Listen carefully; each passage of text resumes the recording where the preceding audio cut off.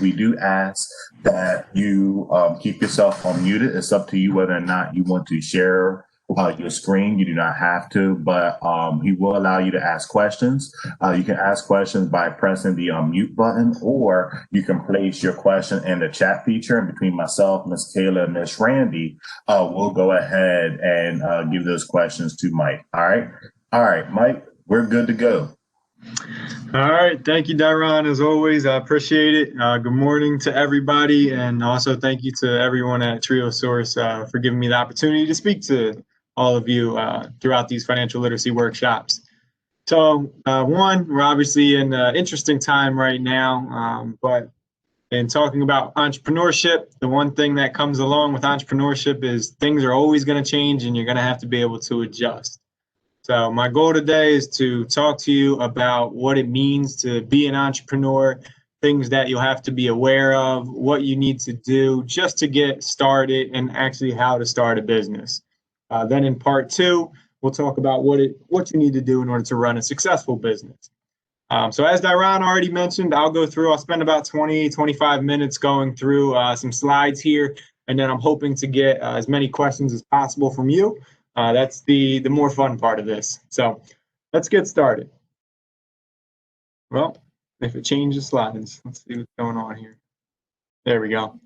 All right, so our first slide, what is your passion? And I have this as the first slide because if you want to be an entrepreneur, in other words, if you want to run your own business, you have to be passionate about what it is that you're doing.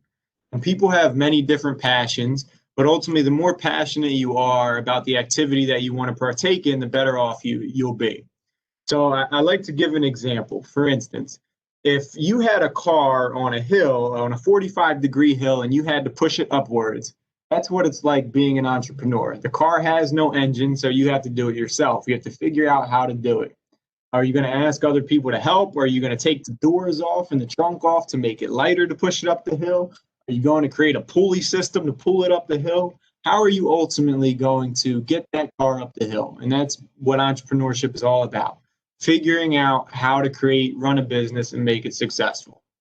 So if you look here, I put a couple different passions that people could have. There's obviously more, but you could be finance, for instance, like myself. It could be exercising. Maybe you want to open a gym, start a Pilates class, start a Sunday run class. It could be marketing, where you build out a sales organization, creating some type of learning portal where you're teaching people about accounting, or you're teaching people about anything in the world. It could be trees, birds, whatever it might be. The good news is nowadays, you don't need to be in a classroom. You don't need to be in a physical location in order to build a business or create content. You could also be a painter. You could do things with traveling. Obviously, if you have Instagram, there's people who make a lot of money on Instagram. And the point of all this is not to say, hey, here's all the ways you can make money. It's to say that you need to think outside of the box if you want to be an entrepreneur, because you're going to have to find ways to do things differently than how people have done them in the past. So what is entrepreneurship? Entrepreneurship is simply the activity of taking on the financial risks of setting up a business in the hope of generating a profit and income to sustain your lifestyle. All right. So it's not just diving in and having your own schedule, freedom to do whatever you want. Ultimately, you have to develop a business so that it can sustain you and hopefully generate enough income for you down the road. So we get into the part of what does entrepreneurship entail? While the concept of it, I think, receives a lot of notoriety nowadays, everyone wants to be an entrepreneur and start their own business. There's a lot of stuff that you don't see behind the scenes. So first and foremost, as I mentioned, you want to identify your why or your passion.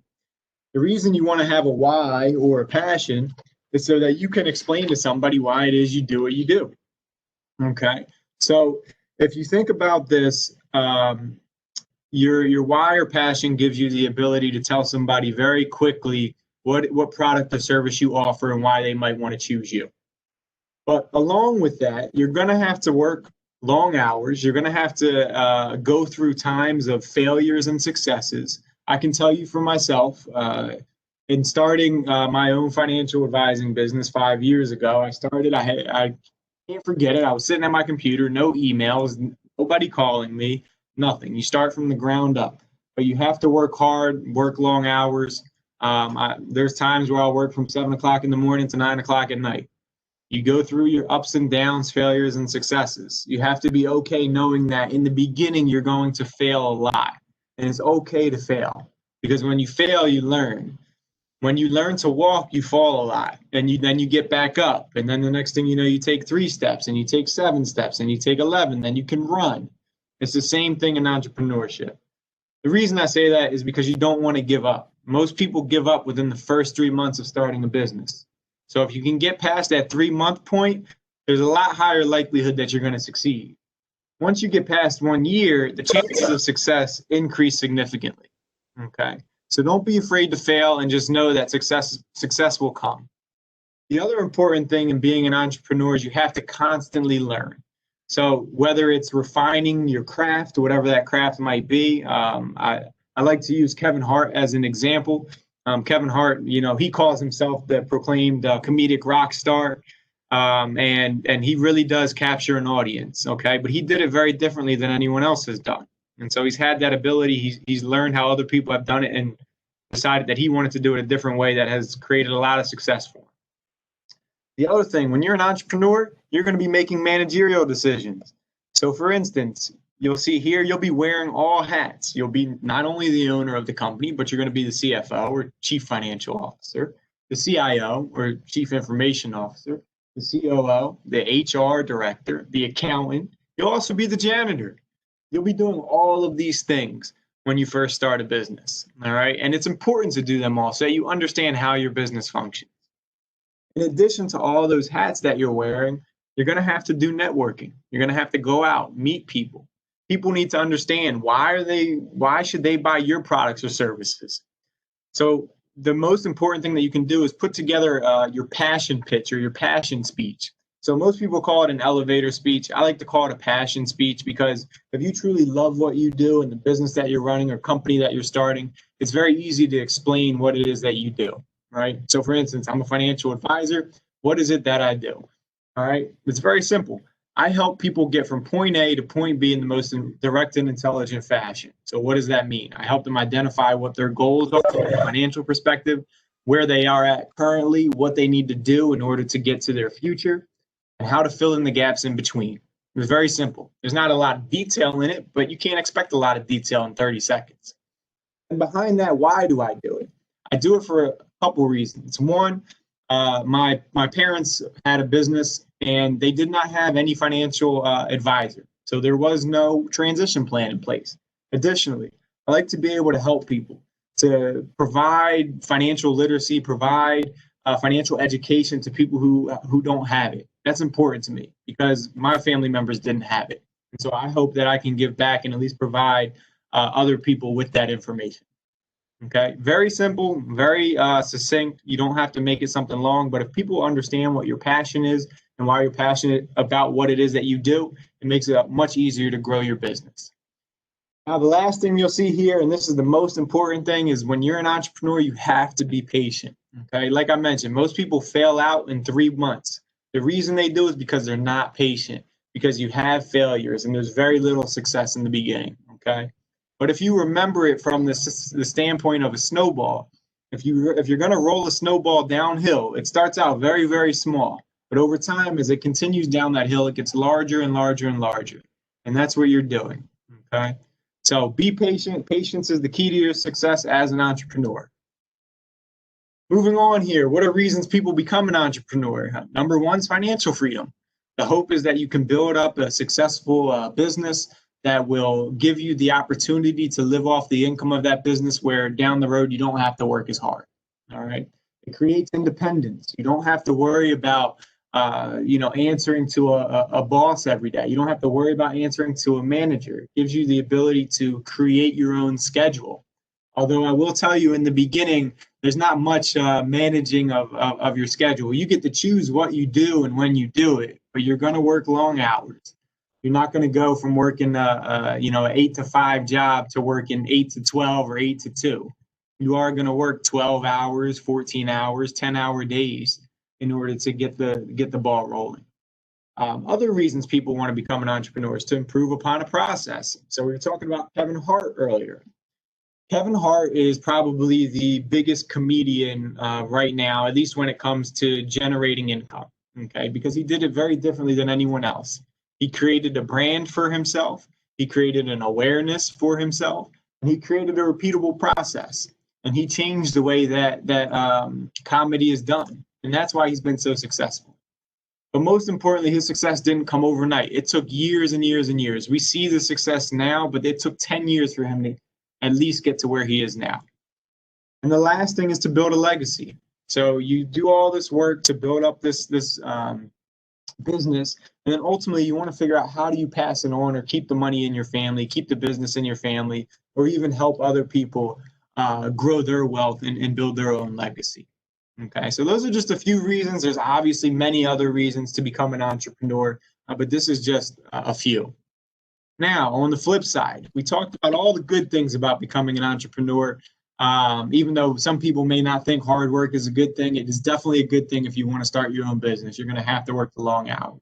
But what are some of the risks? So some risks are loss of capital. In other words, let's say that you want to start a housing business. So if you're building houses, you probably need about 150 grand just to build a house.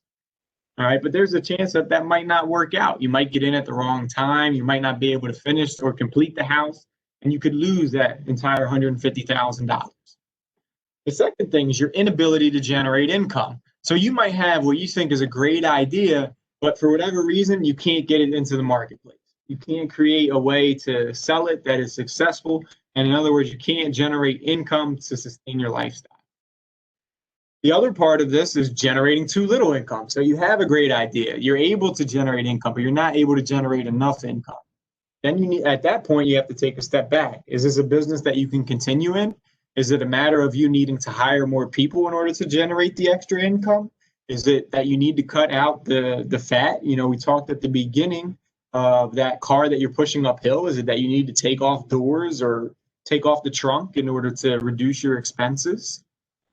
The last part is enhanced stress, and I think this is probably the biggest risk in becoming an entrepreneur.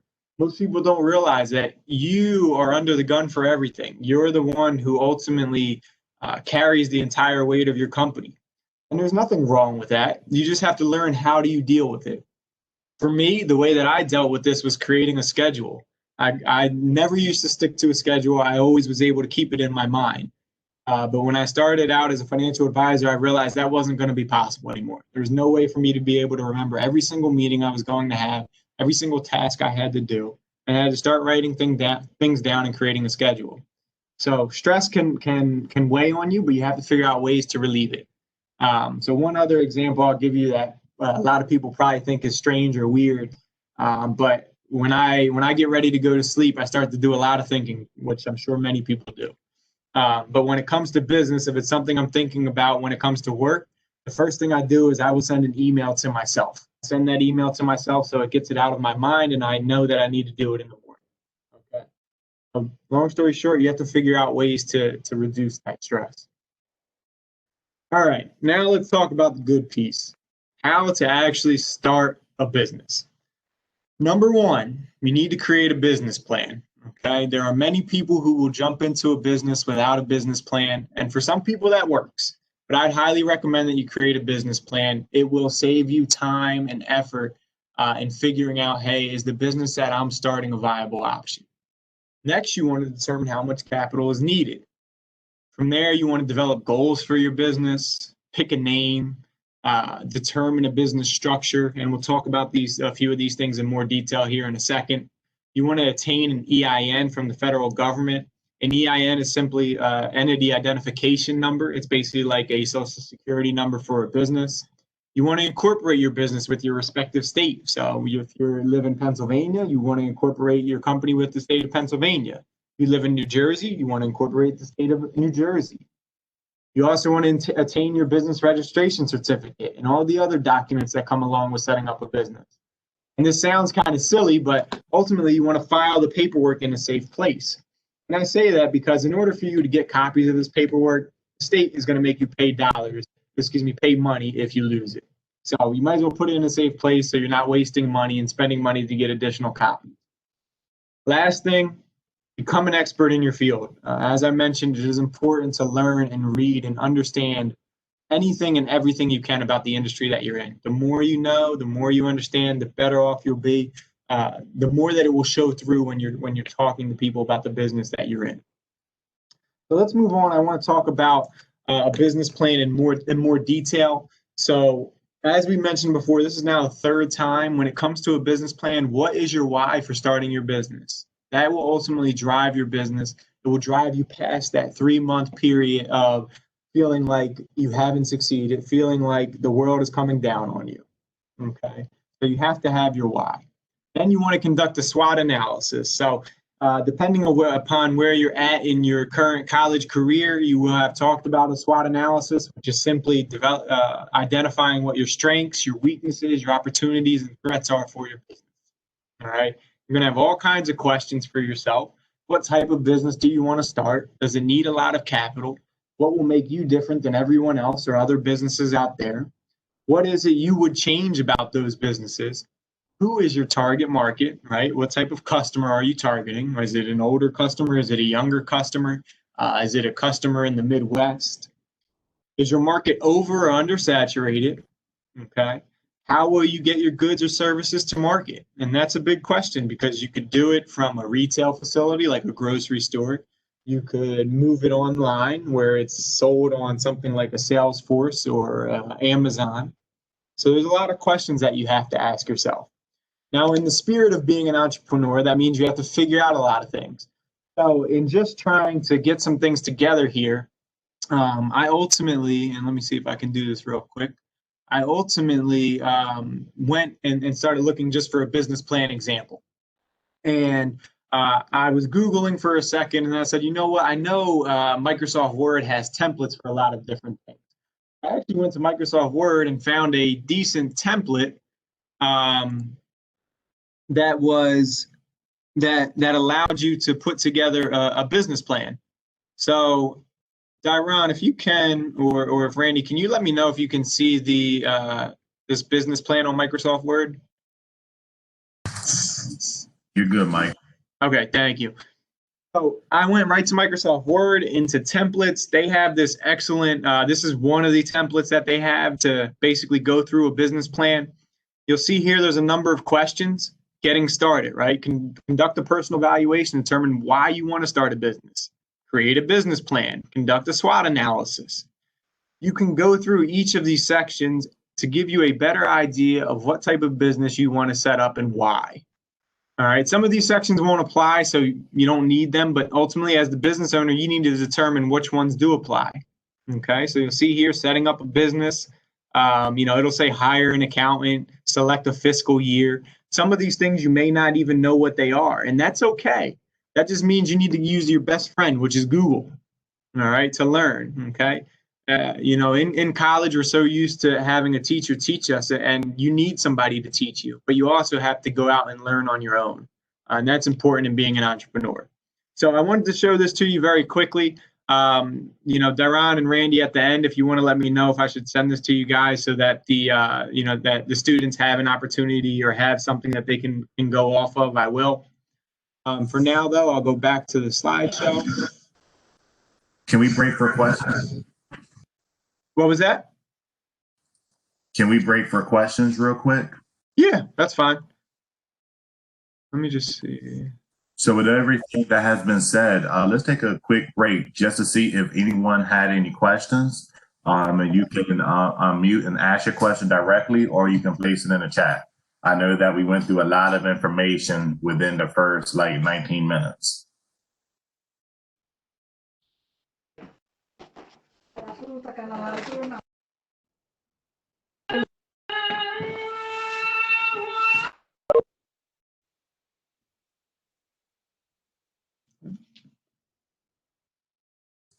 All right, questions? All right, cool beans.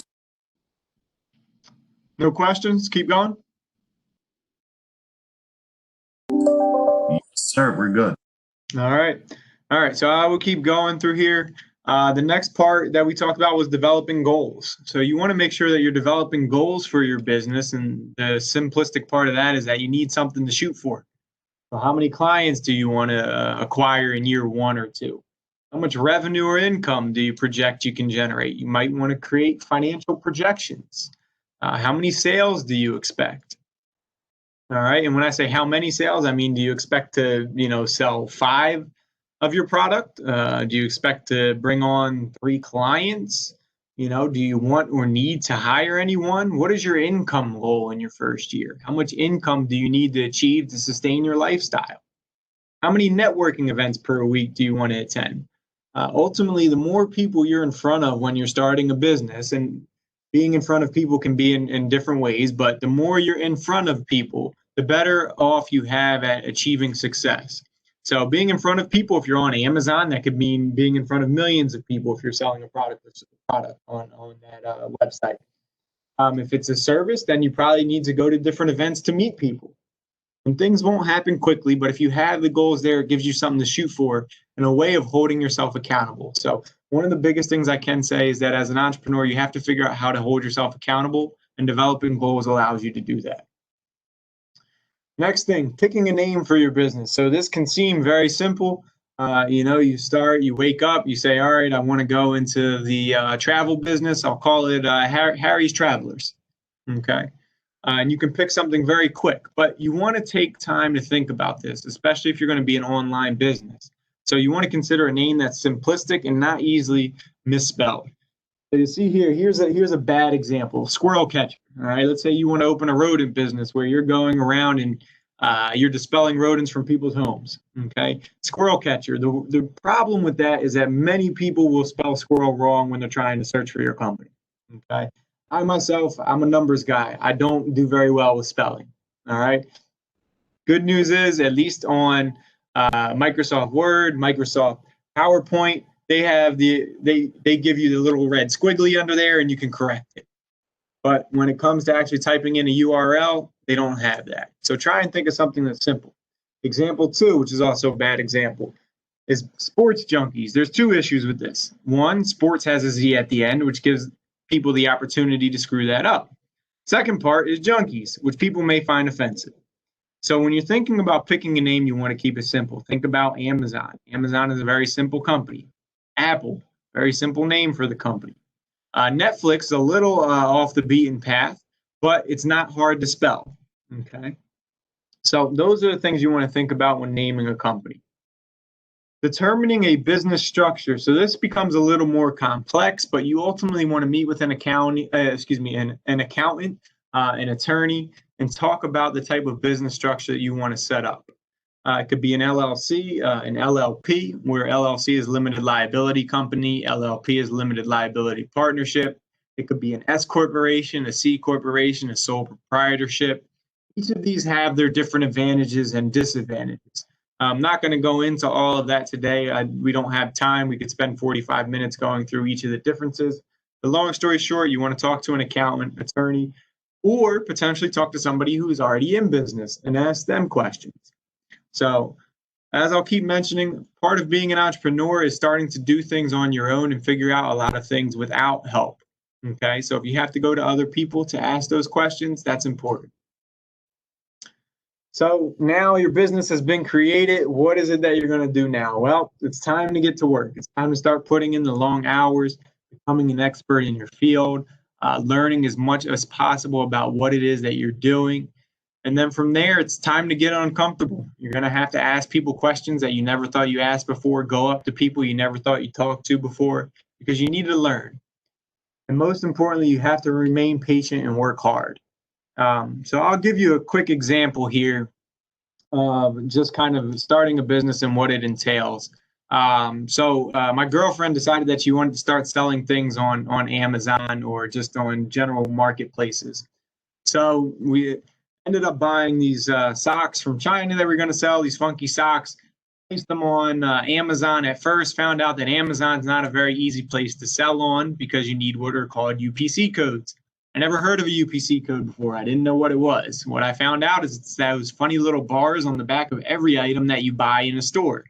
And that's the same item that they use to ring up the price. All right, well, I didn't know that.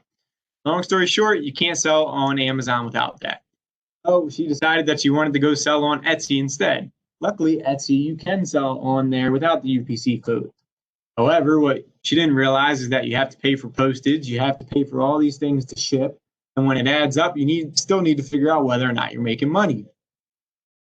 So my point is that in doing that little task of trying to sell something on a website marketplace, there's always going to be learning. You're going to typically lose money at first, but if you keep pushing, you'll get sales and you'll build your business. Oh, the last thing I want to say here is just the part 2 of this discussion. We'll go through talking about how do you actually grow the business, what are the basic activities that you can do to kind of create a repeatable process, and most importantly, what it is that you can do to learn continuously. So at this point, I'll open it up for questions. Any question you have, I'll be happy to answer.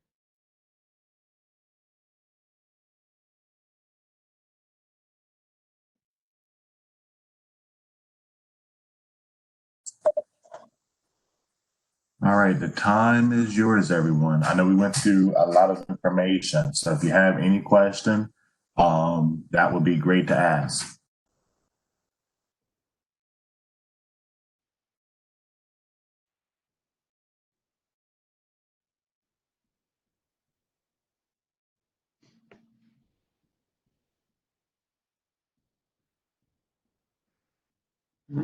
We have a quiet group today. Must be Friday.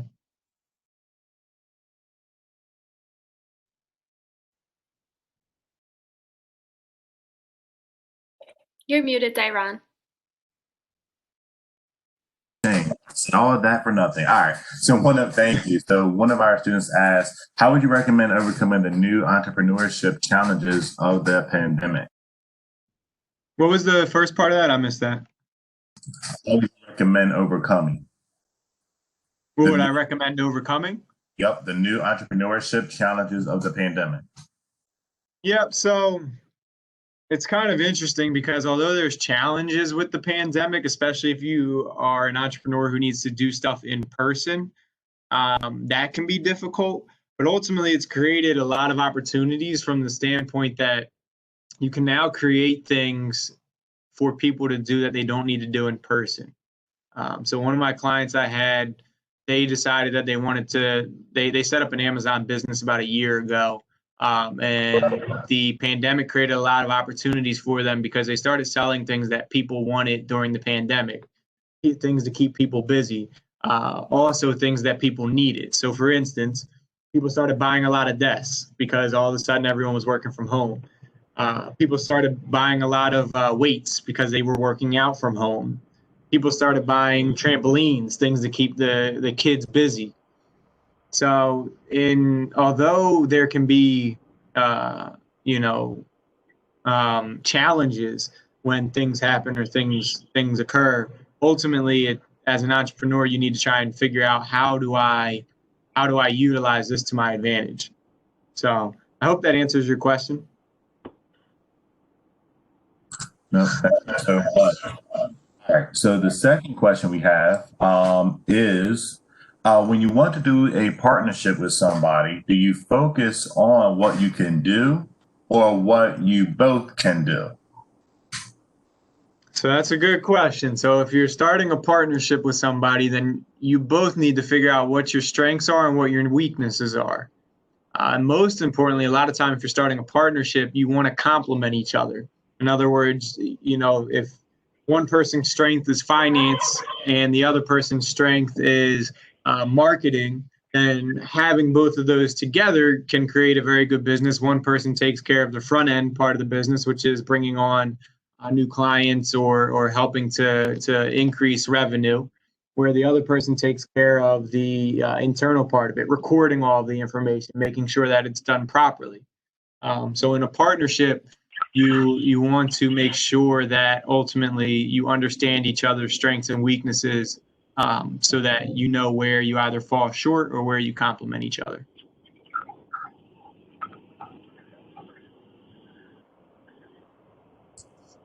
Thank you so much. Any other questions?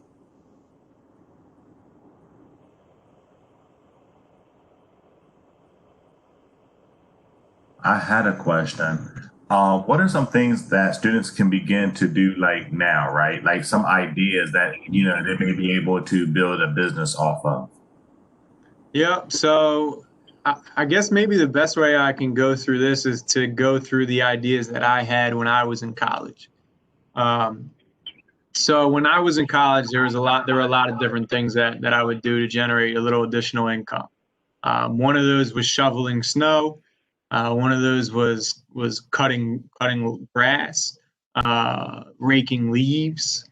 Um, the other was, I never ended up doing this, but you know, when you're in college, there's people who are lazy, and so I thought about just taking out their trash, charging them $5 to take the trash out. And it sounds kind of crazy, but you'd be surprised if you had 100 people and you did it once a week. It's $500, so it's extra money in your pocket. Actually, a guy I was talking to yesterday, he started his own landscaping business while he was in college, and he actually still runs a landscaping business, and he's a state trooper in the state of New Jersey. There, you can look to Mark Cuban.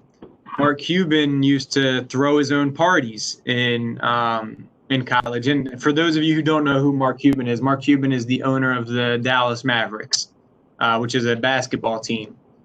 But he used to throw his own parties in college. He also started his own software company in college.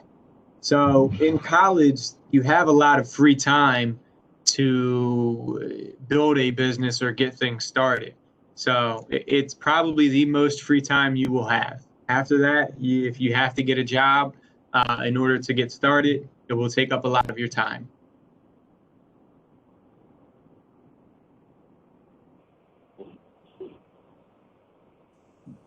Thank you so much.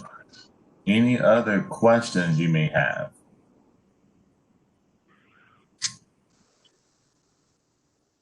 Thought I saw one that said, "Do you have any tips for something about your brand, growing your brand?" I think.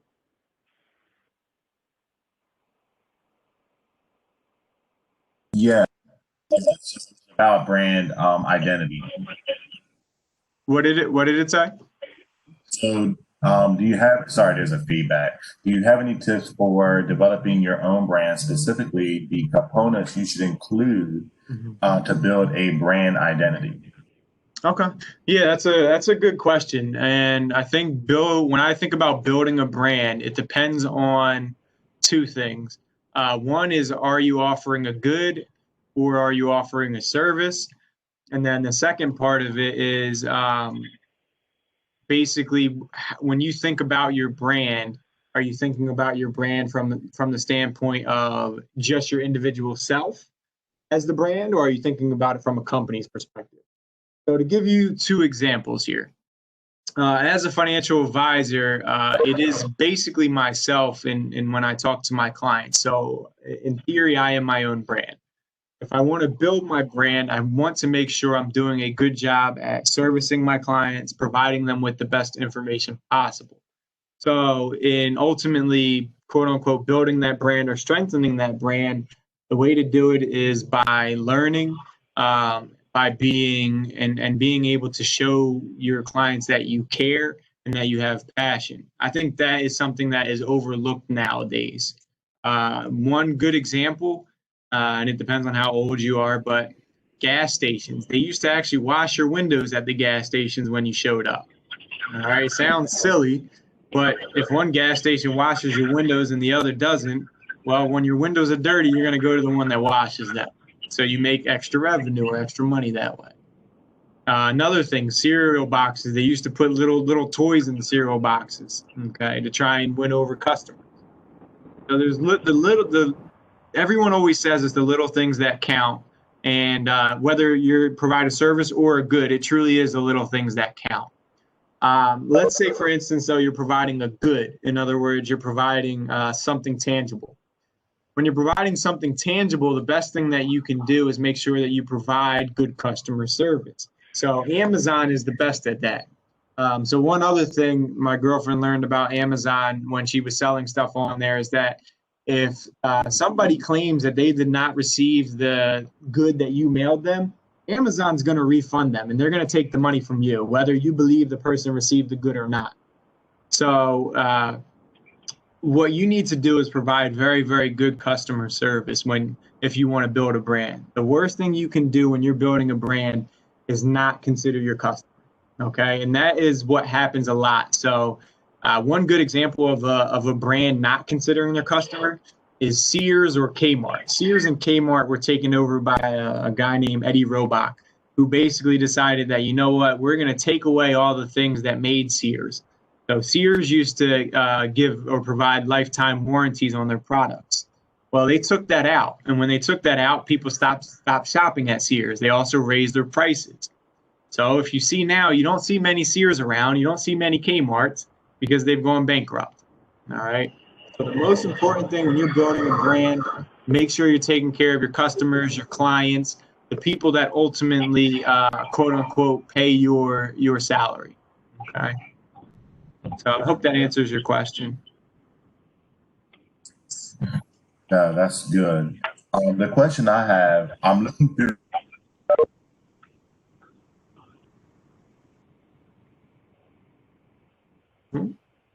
I think you froze there, Daron.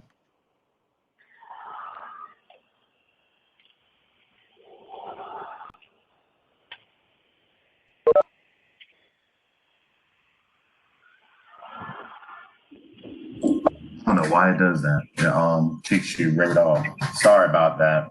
That's all right. So I'm looking through the students list, and I see like a lot of nursing majors. I see a lot of health science majors. So can you talk about like trying to find how to find opportunities like within your major? So like different ways, because sometimes like when you talk about entrepreneurship, you're talking about the innovation, right? And you're talking about really looking at the work that you're doing, the things that you are learning a little bit differently so that you can now carve out an edge for yourself, so that, you know, you can actually build this. Can you talk about the importance of being creative and kind of going against the grain a little bit? Yeah. So being creative and being innovative is the most important thing in entrepreneurship. And it can be something as simple as just providing customer service in an area where there was no customer service. It could be as simple or it could be as complex as, for instance, you mentioned nurses and health sciences. So it could be as complex as creating telemedication, where things are now done over the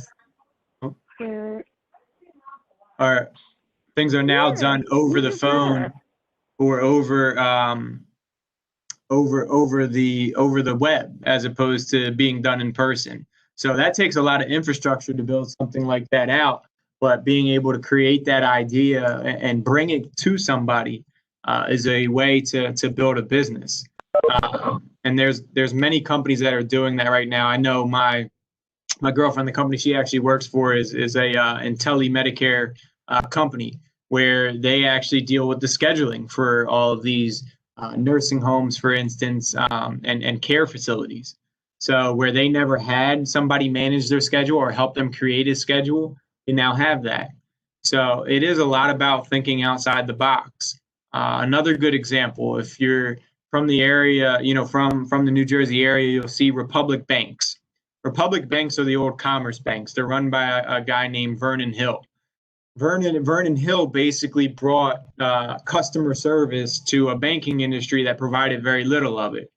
So they do their best to take care of their customers, whether that's, for instance, giving bones to your dog to give them a treat, whether that's giving you little lollipops when you walk in, making sure that if you're not satisfied, they find a way to satisfy you.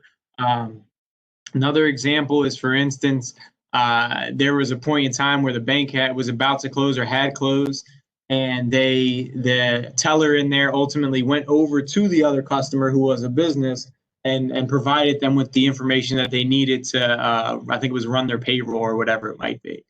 So going beyond or changing the structure of a particular sector or industry itself, that type of innovation is imperative if you want to build a business.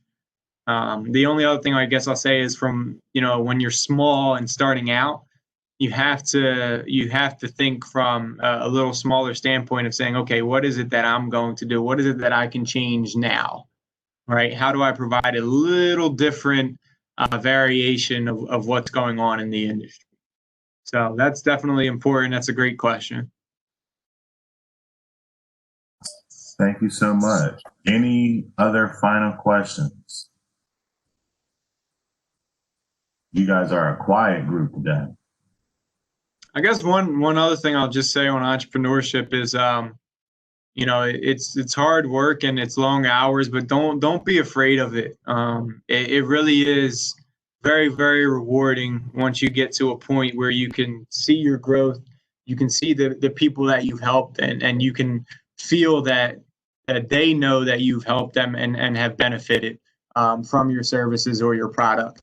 That is a feeling that I don't think many people get, especially if you're working at a company. So if you are thinking about becoming an entrepreneur, thinking about building a business, it is extremely rewarding as you go on in building that business up. So don't be discouraged or dissuaded just because it takes a lot of work. Matter of fact, if you guys are really thinking about it, you can really look up how to do the business plan and start practicing now. So that's definitely a good idea. Any other questions before we go?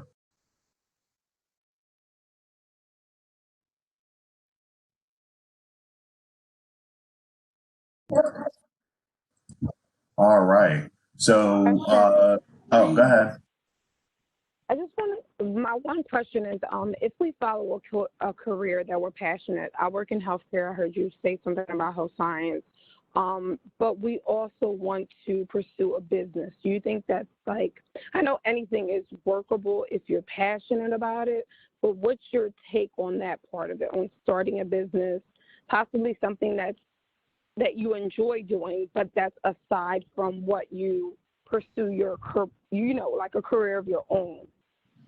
Yeah, I mean, it's an excellent question, and I think you definitely should do it. I don't think there's any reason to hold back. I mean, there are a lot of people who have worked their current job, and let's say they are passionate about that job, but have also built businesses on the side in areas that they either like or enjoy working in. And there's absolutely nothing wrong with that. Obviously, it may not grow as fast as you want because you're not able to spend as much time in it, but that's okay. I would highly recommend that if you are coming out of college and let's say, you obviously want to start in a career path that maybe is a little more traditional. Okay. There's nothing wrong with that. But if you want to build a business or become an entrepreneur, you should try and do that as much as possible on the side. So I think that is a very good thing to do. Like I mentioned, the person I was talking to yesterday, he's a state trooper in New Jersey, but he also built a landscaping business on the side while he had his normal career. So it's definitely worth doing. And one of the reasons, just to add on to that, we having this workshop is because with our generation and with your generation, we're really becoming the generation of that side hustle. So for those of us who are able to get that full-time 9-to-5 job, whether it's with a pension, with benefits, and also with a salary, it's also good for you to also have that side hustle. I know many of my friends who do have the side hustle. So when you talk about it, Mike, with the side business, one of my family friends, he works at the prison, okay, in maintenance, but he also has his own lawn care business. And his whole family helps him with mowing yards. And he said, hey, I have about 100 yards that I mow throughout the year. So just in case something happens, God forbid, with his full-time job, he does have something that's viable that he can fall back on. So that's really, really important for you to have. I know for myself, even being in higher education, I'm thinking about, is there a business that I can create with all the knowledge that I have about higher education? And also, am I able to branch off in other areas such as business, such as technology as well? So So it's one of the things where you're really just looking for your gaps. You're looking for where your nicks are, where you say, hey, there's a group of people that may not be served in this area, and you're really trying to find a way to fulfill the need. Yep, exactly. So I think if you have an idea and it's something you want to pursue, you should absolutely go for it, and just don't be discouraged when you have short-term failures, because short-term failures lead to long-term successes. It just takes time. Any other questions before we go? This has been great. All right. So again, this is the first part. Oh, sorry. Last question. With side hustles, do you need a permit or a license for that matter? Yeah, so it depends on what you're doing. For instance, I don't know, let's say you're trying to do remodeling work on the side and you're putting on additions on a home. You're going to have to get permits for that. You don't necessarily have to have a license for it, but you would have to get permits. Let's say, for instance, you, like myself, you're a financial advisor. You can't really be a financial advisor on the side without having your Series 7, Series 66 license, life and health licenses. So some jobs don't require it, some do. But just because you may or may not need them, it shouldn't discourage you from doing work. But ultimately, if you do need licenses or permits, you should get them. That'll just help to reduce your liability. So, and can you briefly talk about we add certifications to that conversation as well? Because we know, like with our students now, they're in school to get their bachelor's degree. But also, can you talk about the importance of, you may need that certification? Because I know that's a part of this as well. Yep. So I have mixed feelings about certifications. Although I have 2 of them, I do have mixed feelings about them. Certifications are good because they can get you in the door. All right. And that's what makes them important. Certifications ultimately, though, do not tell or do not give somebody an idea of how much knowledge you do or do not have, or how well you're going to treat them, or how good of a service you're going to provide them. Service, taking care of your customers still falls back on you. However, with that said, it is important to have certifications to help you get in the door. They also do in turn help you learn, and then they provide you with education. But ultimately, if you have the right attitude, if you have integrity, if you're a good person, and you're willing to learn and read and educate yourself, then you don't necessarily need a certification, especially if you just want to get started in a business. You could always wait and get those down the road. So I know, like I said, I don't think that answers the question 100% one way or another. And that's just because, like I said, I feel like certifications, they help get you in the door, but ultimately it's up to you how much you want to learn and how much knowledge you want to take on to provide better services to your clients or customers.